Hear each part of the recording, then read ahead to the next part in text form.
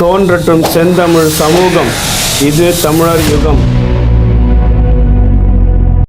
அதாவது இந்த சமூக நீதி போராட்டங்கள் அனைத்திற்குமே தாய் போராட்டம், தலைமைத்துவமான போராட்டம் என்றால் எதுவென்றால் 18ஆம் நூற்றாண்டில் எங்கள் பாட்டிகள் தோல் சீலைக்காக போராடினார்களே, அந்த போராட்டம் தான் இந்தியாவினுடைய சமூக நீதியினுடைய முதன்மை போராட்டம். ஆர்.எஸ். பாரதிக்கு வரலாறு தெரியுமா என்னன்னு தெரியல.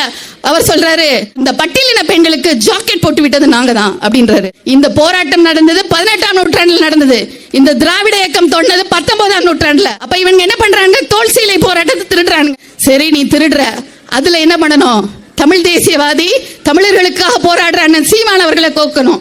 அதனால சீமானோட பாட்டிக்கு ஜாக்கெட் போட்டு விட்டது நாங்க தாங்க. அப்பதான் நாங்க கேட்டோம், அப்ப கனிமொழியோட பாட்டிக்கு எவன்டா ஜாக்கெட் போட்டு விட்டது? இந்த பட்டியலின பெண்களை பற்றி கேவலமா பேசியிருக்காரு. அப்ப தோல் சீலை போராட்டத்தினுடைய நூற்றாண்டு நினைவு நடந்தது. கேரளாவினுடைய முதல்வர் பினராயி விஜயன் வராரு.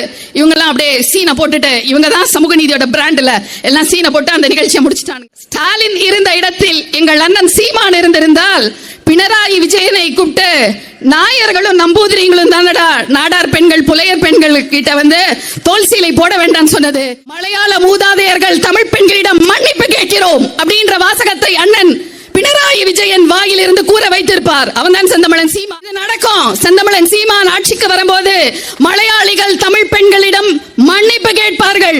அம்மையார் சோனியா காந்தி சொல்றாங்க, பொற்கோவில்ல ராணுவம் வந்ததுக்கு, இந்திரா காந்தி காலத்துல வந்ததுக்கு மன்னிச்சுக்கோங்க அப்படின்னு கேக்குறாங்க. ஜாலியன் வாலாபாக் படுகொலைக்கு பிரிட்டன் பிரதமர் 100 ஆண்டுகளுக்கு பிறகு மன்னிப்பு கேட்டார். அதை போல தோல் சீலை போராட்டத்திற்கு அண்ணன் சீமான் அவர்கள் 2 ஆண்டுல ஆட்சிக்கு வரும்போது கேரளா மண்டியிட்டு மன்னிப்பு கேட்கும்.